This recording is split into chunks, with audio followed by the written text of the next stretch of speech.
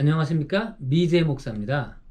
제가 미국에 살면서 영어 얘기를 전혀 안 할 수는 없을 테니까 그거에 대해 전제적인 그 얘기를 몇 가지를 해드릴게요.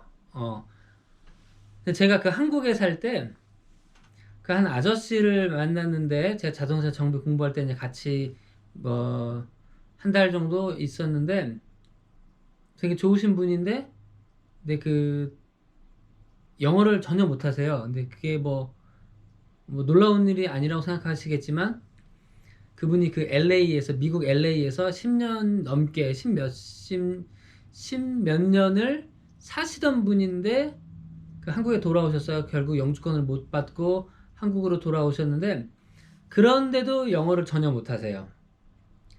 미국에 그렇게 10년 넘게 사셨는데.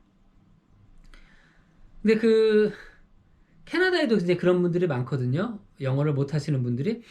제가 LA는 제가 놀러는 가봤지만 살진 않아서 정확히는 모르지만 세계 최대의 한인타운이라고 하니까 더 하겠죠.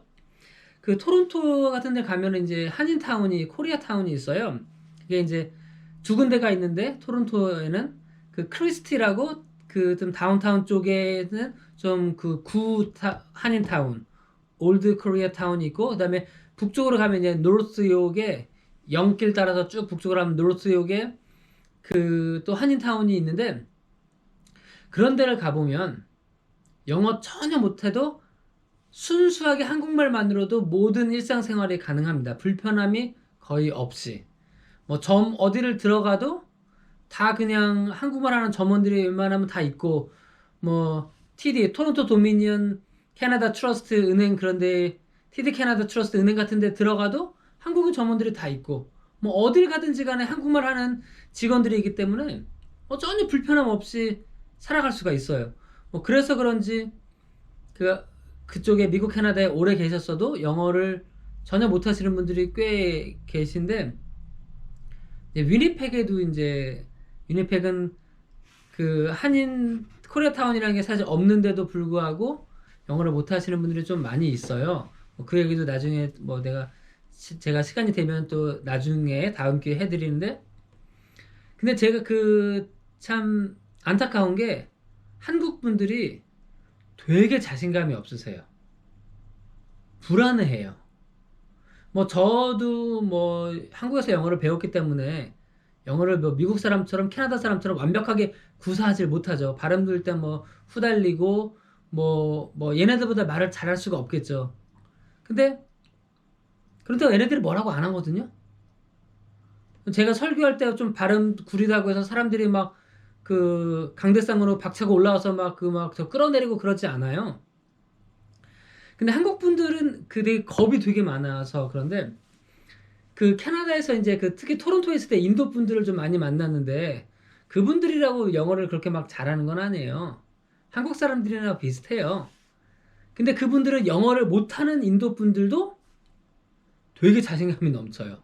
그러니까 발음도 엄청 후져갖고, cut in 있죠. cut in이라고 보통 말을 하는데, 그거를 걔네들 발음으로는 까딘 그래갖고 처음에는 무슨 소린지 전혀 못 알아들었거든요. 저도 못 알아듣고 캐나다 사람도 못 알아듣고 그러는데, 얘네들은 캐나다 사람이 못 알아들으면 자기 영어가 이상하고 엉성하고 잘못됐어도 오히려 더 화를 내요. 야, 네 모국어로 내가 해주는데 왜 못 알아듣니? 이런 식으로 나오거든요. 그러니까 저희가 화를 낼 필요는 없지만 그런 정도의 자신감은 있어야 돼요. 너는 한국말 그만큼 하니? 내가 영어로 해주는데? 너를 위해서 영어로 해주는데? 이런 식으로 자신감이 있어야 되는데, 한국 분들은 자신감이 너무 딸려요. 그래서 뭘 하든지 간에 그냥 자신감을 갖고 영어를 하셨으면 좋겠고, 틀린다고 해서 무슨 그렇게 애들이 와서 싸다고 때리지 않아요. 그냥 좀 어색하게 해도 다 알아들으니까 자신감을 가지시고. 일단 위니펙은 좀 이제 독특한 도시인데, 제가 나중에 또 할 얘기가 있을 테니까 미리 말씀드리면, 시리가 크게 이제 5섹션으로 보통 이제 나뉘어요. 일단 강에서 동쪽은 불어 지역이에요. 예전에 이제 프렌치 쪽에서 넘어온 사람들의 후손들이 살고 있어서, 지금도 강만 건너면 모든 게 다 불어로 돼 있어요. 도로 표지판이니 간판이니 100%다 불어로만 돼 있고, 거기가 이제 그 위니펙의 동쪽 지역은 그 캐나다에서 퀘벡을 제외하고는 가장 큰 불어 지역이에요. 그리고 그 북쪽으로 올라가면은 거기 이제 동구권 분들이 좀 많이 사시는 편이고 좀 그렇게 좀 가난하신 분들이 좀 많이 사는 편이고 다운타운은 이제 모든 인종들이 많이 다 섞여 있긴 하지만 그 원주민 분들은 대부분 다 다운타운에 사시는 것 같아요. 그리고 이제 남쪽으로 내려오면은 마니토바 대학이 있고요. 그 마니토바 대학은 그래도 꽤 명문 대학이에요. 그 대학이 있어서 그런지 모르겠는데 동양 분들이 다 남쪽에 몰려 사세요. 한국 분들도 다 남쪽에 계시고 그 다음에 서쪽 지역은 이제 그 서유럽 쪽에서 오신 분들도 많고 좀 이제 다른 위니펙의 다른 지역보다는 좀 더 이제 그 괜찮게 사시는 분들이 좀 많은 편이에요. 어쨌든 위니펙은 그렇게 있는데 저는 이제 그 위니펙 서쪽 지역에 살았죠. 그러면서 이제 남쪽에 계신 한국 분들을 많이 영어로 도와드리곤 했어요. 근데 제가 이제 그 신학교를 가려고 그막 여기저기 알아보는데 미국과 캐나다 신학교를 다 알아봤거든요. 근데 그 모든 신학교들이 그 외국인은 영어권이 아닌 나라에서 온 외국인에게는 그 영어 점수를 요구를 해요. 그래서 제가 이제 그 토플을 등록을 했어요. 토익이 아니고 토플. 근데 제가 태어나서 한 번도 영어 시험을 그런 그 본 적이 없거든요. 학교에서 보는 뭐 기말고사, 중간고사 뭐 이런 거 빼놓고는 어쨌든 토플을 등록을 하고 제가 일이 바쁘니까 깜빡 잊고 있었어요.